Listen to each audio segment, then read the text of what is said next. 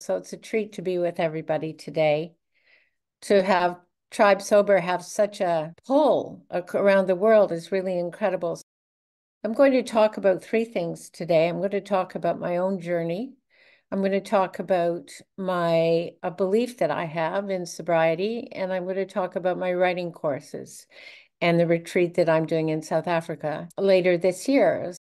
So I'll begin by saying that all of us have three lives. We have public lives and private lives, but we also have secret lives. We all have secrets. And the secret in my childhood was that my beautiful mother, and she was quite an amazing human being, was married to my dad, who was a geophysicist and therefore always on another continent than she was with the children.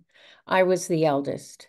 By the time I was 9, my father had been gone for a year and a half in South Africa, where he was doing a mining project in the Transkei. And my mother said, I can't raise these three children by myself in Canada. I'm coming to South Africa with the children. And my father's company said no. She said, yes, I'm coming. So we moved to South Africa when I was 9 years old to a remote village in the Transkei, Mount Aleph, 100 people. My father discovered that my mother was drinking during the day, not only drinking, but she was cross-addicted to alcohol and Valium at the beginning stages of an addiction. Accidents were happening, little accidents with my 3-year-old brother, where she would turn on the gas stove and forget that she had turned it on and then light it, and both of them were burnt. And things started happening in our house that were very unlike my mother, my beautiful mother, who was really bright, typed letters home every night, was a great reader, shared with me her love of books. So I was a kind of expert witness to my mother's life because my dad hadn't been with us a lot over the years till I was 9. I was allowed to stay up late when there weren't big news events and be with my mom instead of the younger two siblings. So I had a kind of lieutenant status. And then we moved to South Africa, and all of a sudden my parents were in a marriage. And so I was pouty and also watching my mother vigilant. I was the silent, vigilant kid, very nerdy, very bookish, and very determined never to be like my mom.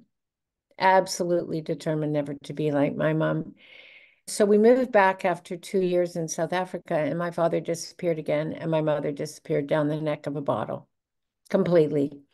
So I to a large degree, raised my siblings and got out of the family home as fast as I could. But by the time I got out of my family home to go to university, I was already suffering from a lot of PTSD, a lot of trauma related to the violence in our house and the alcoholism in our house. And I had severe depression and, in fact, a lot of suicidal tendencies as a teenager.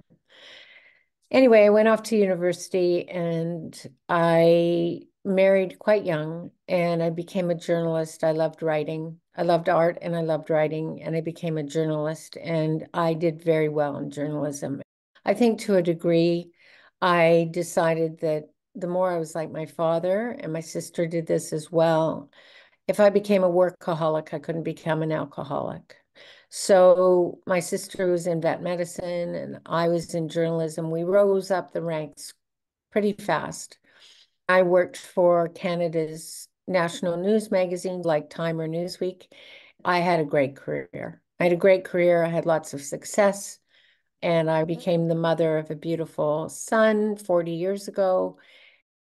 And my marriage broke up, and I continued to work, and I slowly began to drink.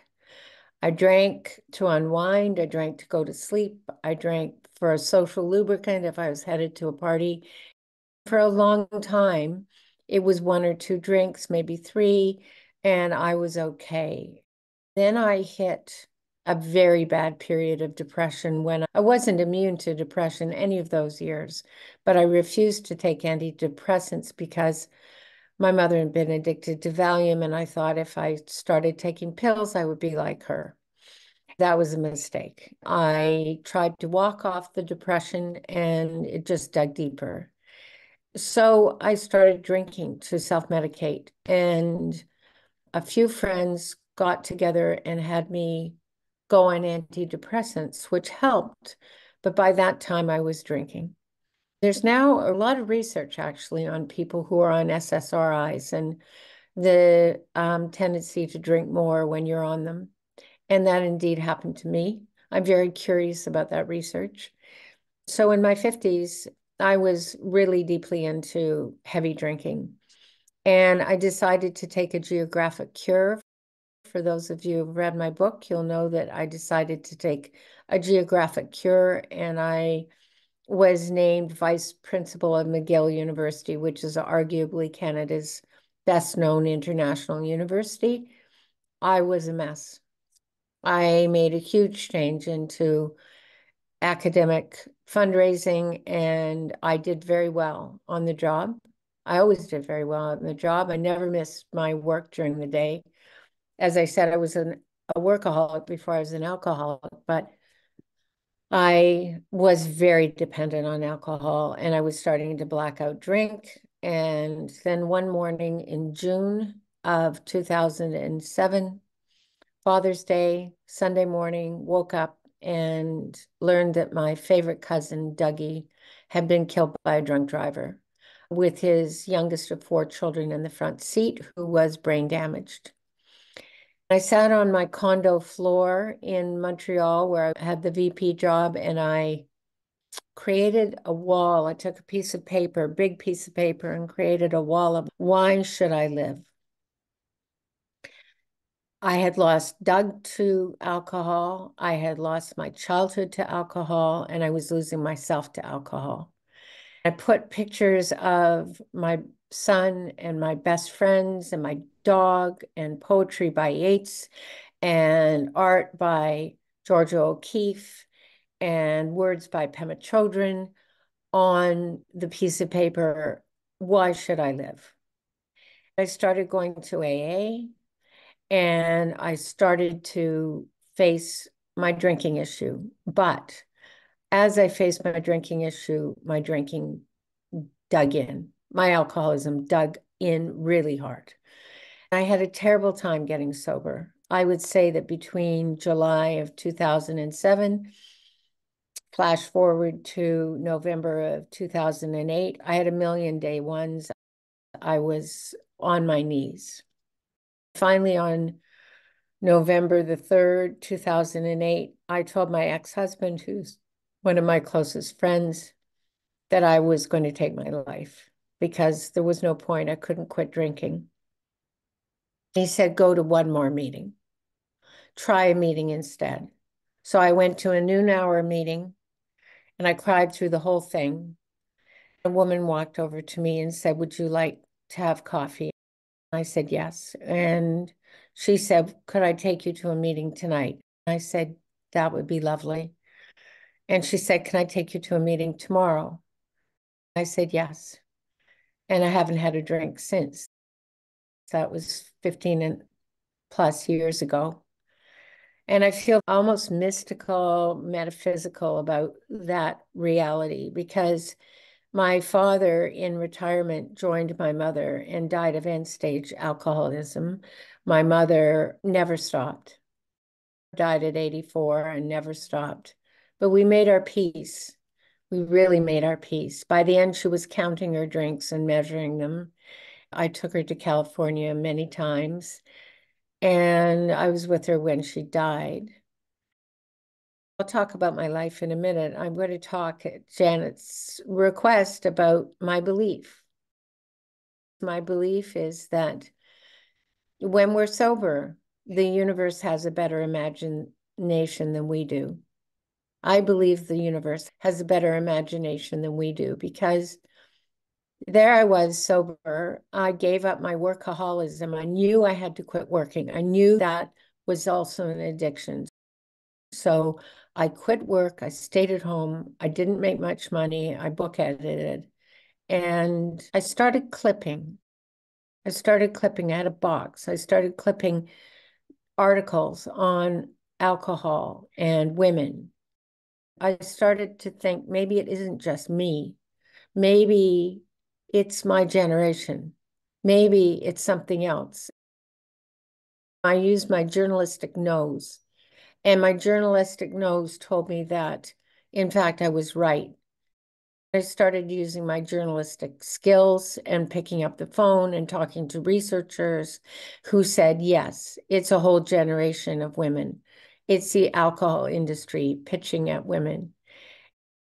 I applied for a major fellowship. The fellowship was to write for 1 year for $100,000 to write about one subject.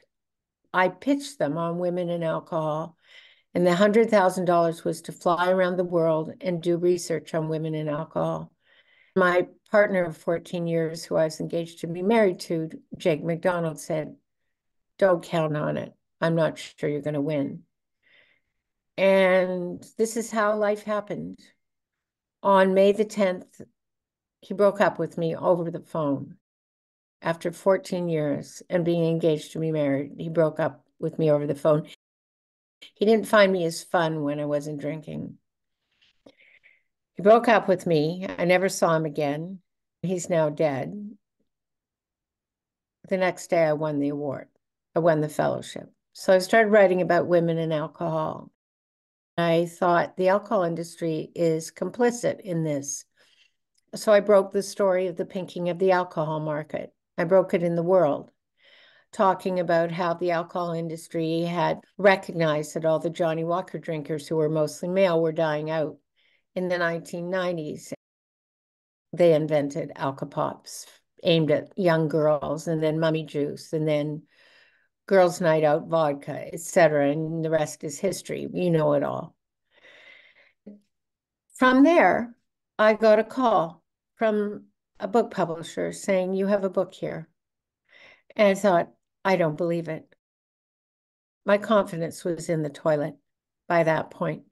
I don't believe it. In 1 year, I had been dumped.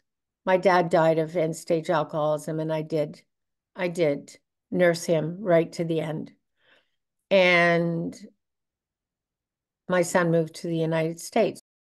So the three main men in my life disappeared. I really had a hard time. But I wrote the series. A book publisher contacted me. I got an agent. The agent said, you have a book. Write a proposal. I showed it to her. Write a better proposal. I showed it to her. Write it one more time. We had, I don't know, 100 publishers around the world fighting for it. It went to auction. And for an entire day in June, the money just kept going up, went up, went up. I secured a huge advance to write Drink. And I had never written a book before. That was my book, Drink. It came out in 2013. Somebody in New Zealand asked me to do a TED Talk, TEDx talk, and I flew to New Zealand on my own dime. And 1.5 million people have seen that TED Talk, and it's about alcohol and how it affected my life. So I applied to go back to university. And because so many women were writing me and saying, your book changed my life, can I talk to you about my alcohol problem? I decided I would start helping women one by one, being a therapist. My son's a therapist. I'd always wanted to be a therapist, but I couldn't afford it. So I went back to school, dipped into my retirement, went back to school and reinvented myself. 2 weeks before, I broke my ankle in 3 places and detached my foot and went in a wheelchair. So it was quite something to go back to school. I graduated at 68 and I'm 3 years into my practice. So the universe has a better imagination than I do. It really does. I promise you that. I promise you that is the truth. But I miss journalism.